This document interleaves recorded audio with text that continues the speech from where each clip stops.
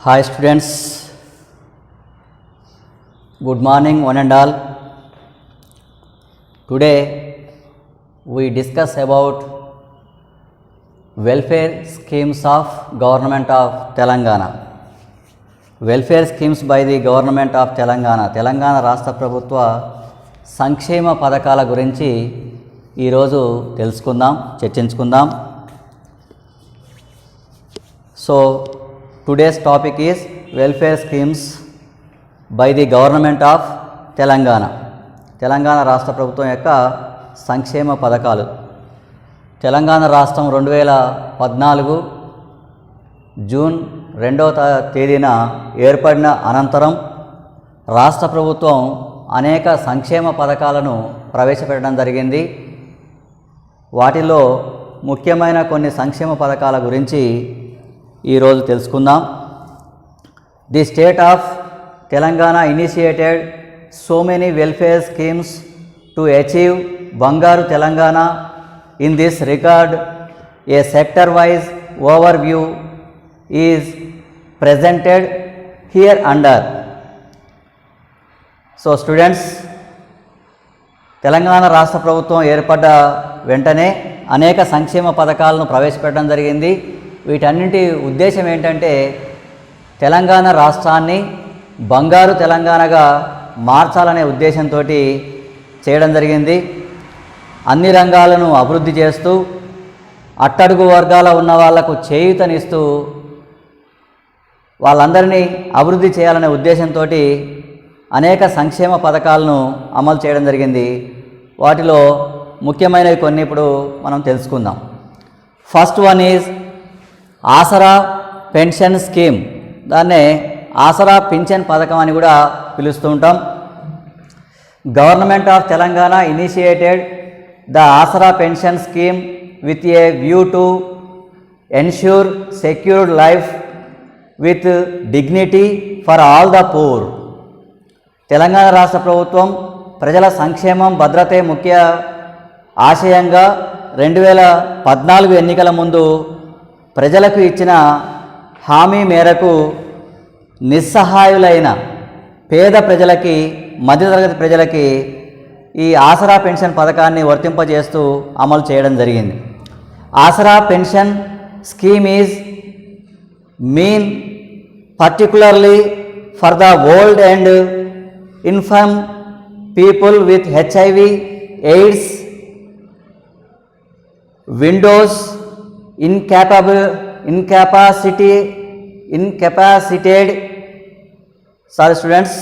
incapacitated waivers and tardy tappers who have lost their means that livelihood with growing age.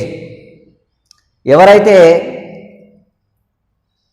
నిస్సహాయులైన వాళ్ళు ఉన్నారో, 65 సంవత్సరాలు దాటిన వృద్ధులు, HIV పేషెంట్స్, అంతేకాకుండా చేనేత కార్మికులు, గీత కార్మికులు, తర్వాత అంగవైకల్యంతో బాధపడేవారు, 40% కంటే ఎక్కువ అంగవైకల్యం కలిగిన వాళ్ళు, 18 సంవత్సరాలు దాటిన వితంతువులు, బీడీ కార్మికులు, నిస్సహాయులైన గీత కార్మికులు, వీరందరికీ ఆసరా పెన్షన్ పథకాన్ని వర్తింపజేస్తూ అమలు చేయడం జరిగింది, జీవో ఇవ్వడం జరిగింది.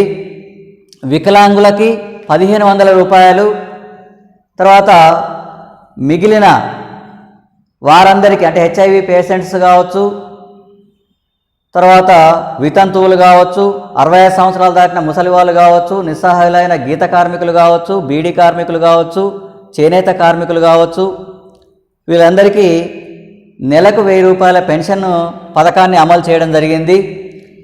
అయితే ఇటీవలి కాలంలో ఈ పెన్షన్ని వికలాంగులకు 3016 రూపాయలుగాను, ఇతర కేటగిరీకి చెందిన వారికి 2016 రూపాయలుగా పెంచడం కూడా జరిగింది. ఇది రాష్ట్రం ఆవిర్భవించిన తర్వాత ఏర్పాటైన పథకాల్లో ముఖ్యమైనదిగా చెప్పవచ్చు. 65 సంవత్సరాలు దాటిన పేద ప్రజలకు, వృద్ధులకు, నిస్సహాయులైన గీత కార్మికులకు, చేనేత కార్మికులకు, అంతేకాకుండా వికలాంగులకు, తర్వాత భర్త చనిపోయిన వితంతువులకు, వీళ్ళందరికీ నెల నెల పెన్షన్ ఇచ్చే, ఆర్థిక చేయూతనిచ్చే కార్యక్రమమే ఆసరా పెన్షన్ కార్యక్రమంగా పేరు పెట్టడం జరిగింది. ఈ పథకాన్ని మొదట 1500, 1000 రూపాయలతో స్టార్ట్ చేసి ప్రస్తుతం వికలాంగులకు 3016 రూపాయలు, అదేవిధంగా ఇతర ఆసరా పెన్షన్ పొందేవారికి 2016 రూపాయలను వర్తింపచేయడం జరిగింది. మరి ఈ పథకం ముఖ్యంగా పేద వారికి చేయూతనివ్వడం కోసం ఉద్దేశించిందిగా గవర్నమెంట్ చెప్పడం కూడా జరిగింది. నెక్స్ట్ కళ్యాణ లక్ష్మి పథకం.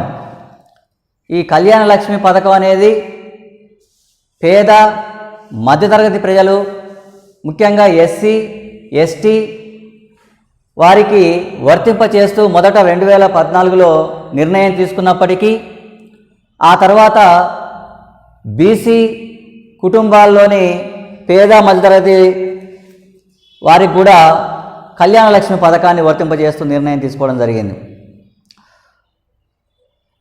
To elevate financial distress of SC/ST families, government had decided to sanction a one-time financial assistance of Rs 51,000 at the time of marriage to each SC/ST girls. So students, ఇది ఎవరైతే SC/ST కుటుంబాల్లో మరియు BC కుటుంబాల్లో, తర్వాత BC కుటుంబాలకు కూడా వర్తింపచేయడం జరిగింది. BC కుటుంబాల్లోని 18 సంవత్సరాలు దాటిన అమ్మాయిలకు వివాహ సమయంలో ఒకేసారి ఆర్థికంగా సహాయాన్ని అందించి సెటిల్మెంట్ చేసే పథకాన్ని తీసుకురావడం జరిగింది. ప్రారంభంలో దీన్ని ప్రారంభించినప్పుడు అంటే అక్టోబర్ 2, 2014 దీన్ని ప్రారంభించడం జరిగింది. గాంధీ జయంతి రోజు ప్రారంభించినప్పుడు 51,000 రూపాయలు ఈ పథకం కింద మ్యారేజ్ సమయంలో పెళ్లి కుమార్తె యొక్క కుటుంబానికి అందజేయడం జరుగుతుంది. It is implemented from 2nd October 2014. It is increased 75,000 and presently 1,16,000 rupees. So students, ఈ పథకం స్టార్ట్ చేసినప్పుడు పేద కుటుంబాల్లోని SC/ST, బీసీ కుటుంబాల్లోని పెళ్లి కావాల్సిన 18 సంవత్సరాలు దాటిన అమ్మాయిలున్న కుటుంబాల్లో పెళ్లి సమయంలో మొదట 51,000 రూపాయలను శాంక్షన్ చేసే విధానం తీసుకురావడం జరిగింది. ఆ తర్వాత ఈ పథకం యొక్క అమౌంట్ను 51,000 నుంచి 75,000కు, ప్రజెంట్లీ రీసెంట్గా ఈ పథకానికి 1,16,000 రూపాయలు ఈ కళ్యాణ లక్ష్మి పథకం కింద వర్తింపజేయడం జరుగుతుంది. దీనికి అర్హత సాధించాలంటే గ్రామీణ ప్రాంతాల్లోనైతే 1,00,000 రూపాయల లోపు ఇన్కమ్ కలిగి ఉండాలి. పట్టణ ప్రాంతాల్లోనైతే 2,00,000 రూపాయల లోపు సంవత్సర ఆదాయాన్ని కలిగి ఉండాలి. ఎస్సీ కుటుంబాలు కానీ, బీసీ కుటుంబాలు కానీ, ఎస్టీ కుటుంబాల్లోని పెళ్లి కావాల్సిన 18 సంవత్సరాలు దాటిన బాలికలకు ఈ పథకాన్ని వర్తింపజేయడం జరుగుతుంది. పెళ్లి సమయంలో పెళ్లి కార్డు కానీ, పెళ్లి ఫోటోలు కానీ ఇలాంటివన్నీ అప్లై చేసుకుంటే వారికి అమ్మాయి కుటుంబానికి ప్రస్తుతం 1,16,000 రూపాయలను ఆర్థిక సహాయాన్ని కళ్యాణ లక్ష్మి పథకం కింద అందజేయడం కూడా జరుగుతుంది. Next third one is Shaadi Mubarak. Shaadi Mubarak అనే పథకం కూడా ఇది మైనారిటీ కుటుంబాల్లోని బాలికల వివాహానికి సంబంధించిన పథకం. ఇది కూడా కళ్యాణ లక్ష్మి పథకం లాంటిదే, ఒకేసారి ప్రారంభించడం జరిగింది. అక్టోబర్ 2, 2014లోనే ఇది కూడా స్టార్ట్ చేయడం జరిగింది. This scheme is introduced with effect from 2nd October 2014 to all minority community unmarried girls. ఈ పథకం కూడా మైనారిటీ అంటే ముస్లిం కుటుంబాల్లోని పెళ్లి కాని 18 సంవత్సరాలు దాటిన అమ్మాయిల కుటుంబాలకు ఆర్థిక సహాయాన్ని ఇచ్చే పథకాన్ని అదే రోజు 2nd October 2014 కళ్యాణ లక్ష్మి పథకాన్ని స్టార్ట్ చేసిన రోజే ఈ పథకాన్ని కూడా స్టార్ట్ చేయడం జరిగింది. కాకపోతే అదేమో SC/ST, బీసీ కుటుంబాలకు వర్తింపజేయడం జరిగింది. ఇదేమో మైనారిటీ కమ్యూనిటీకి వర్తింపజేయడం జరుగుతుంది. an amount of Rs 51,000 to the bride will be paid. 51,000 రూపాయలు అమ్మాయి కుటుంబ సభ్యులకి అమ్మాయికి పెళ్లి సమయంలో చెల్లించడం జరుగుతుంది. It is increased presently 1,16,000. ఈ షాదీ ముబారక్ పథకం కింద కూడా అప్లై చేసుకున్న వాళ్ళకు ప్రస్తుతం ఆర్థిక సహాయం అనేది 1,16,000 రూపాయలు చెల్లించడం కూడా జరుగుతుంది. తర్వాత 4th one scheme is land purchase scheme. Land purchase scheme అంటే భూమి కొనుగోలు పథకం. తెలంగాణ రాష్ట్రం ఆవిర్భవించినప్పుడు ఎన్నికలకు పోయే ముందు టీఆర్ఎస్ పార్టీ ఇచ్చిన హామీ మేరకు ఎస్సీ కుటుంబాలకు దళితులకి 3 ఎకరాల భూమిని ఉచితంగా పంపిణీ చేస్తానని ఆ వాగ్దానాన్ని నిలబెట్టుకోవడం కోసం ల్యాండ్ పర్చేజ్ స్కీమ్ను తెలంగాణ గవర్నమెంట్ ప్రవేశపెట్టడం జరిగింది.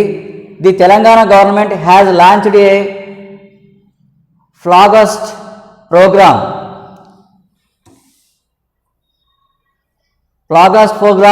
of land purchase scheme for the benefit of the poorest of the poor SC women families. అంటే ఎస్సీ కుటుంబాల్లోని మహిళలకి వ్యవసాయ రంగం మీద ఆధారపడి వ్యవసాయ శ్రామికులుగా జీవించే గ్రామాల్లో ఉన్న అత్యంత పేద కుటుంబాలకు చెందిన పేదవారిలో మరింత పేదవారుగా ఉన్న ఎస్సీ మహిళలకి ఈ 3 ఎకరాల భూమి కొనుగోలు పథకాన్ని వర్తింపచేయడం జరుగుతుంది.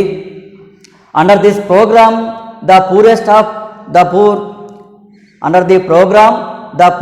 Of the poor SC women beneficiaries who are absolutely landless agricultural families are provided up to 3 acres of land in the first phase.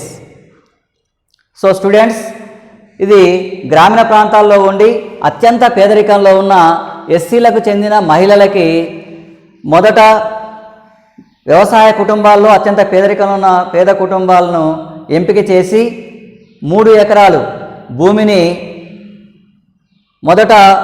మొదటి దశలో వాళ్లకు పంచడం జరుగుతుంది.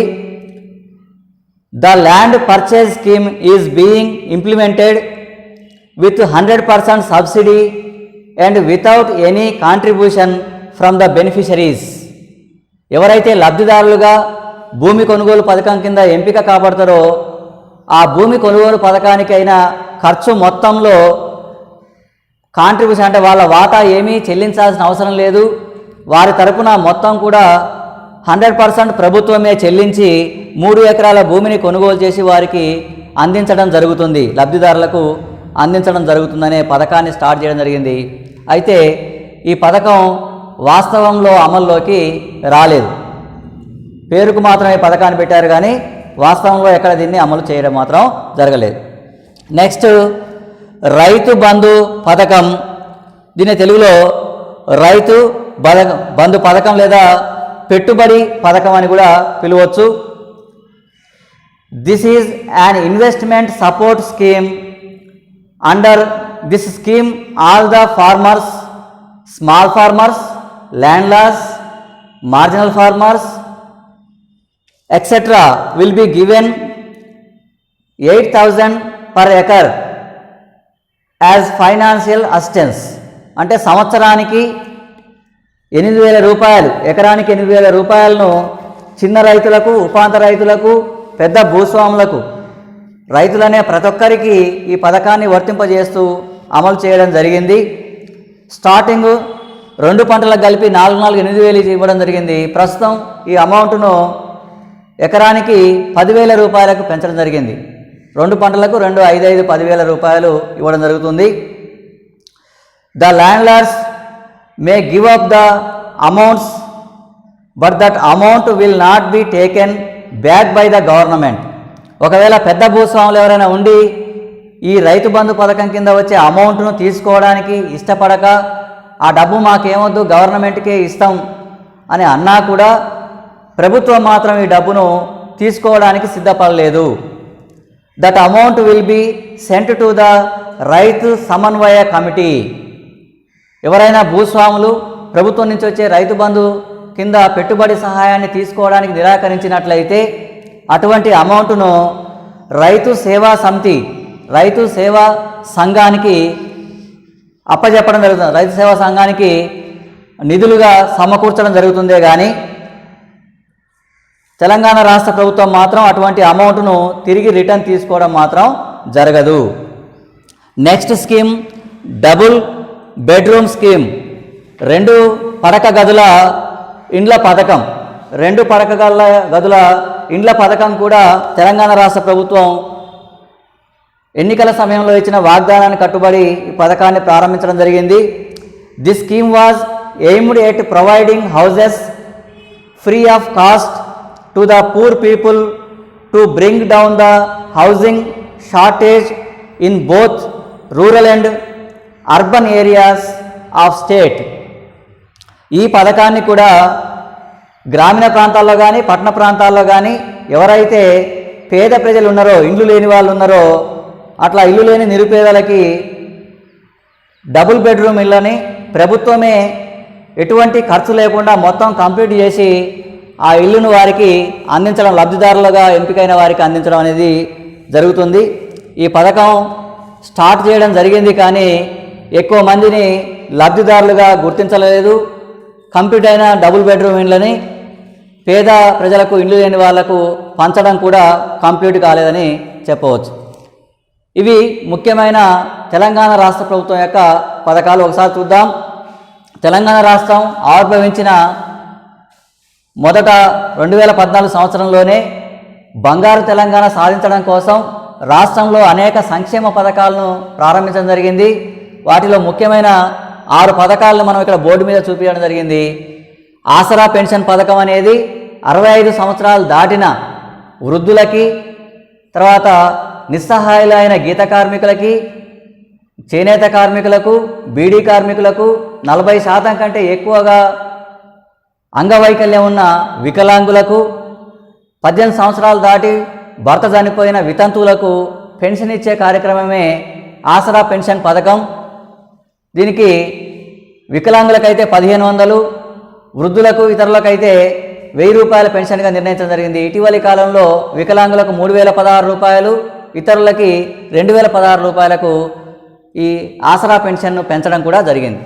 కళ్యాణ లక్ష్మి పథకం అనేది ఎస్సీ, ఎస్టీ, బీసీ కుటుంబాల్లోని ఆర్థికంగా వెనుకబడిన కుటుంబాలకు, వాళ్ళ కుటుంబాల్లోని అమ్మాయిలకు వివాహ సమయంలో 18 సంవత్సరాలు దాటిన అమ్మాయిలకు వివాహ సమయంలో ఒకేసారి ఆర్థిక సహాయాన్ని ఇచ్చే పథకం ఇది.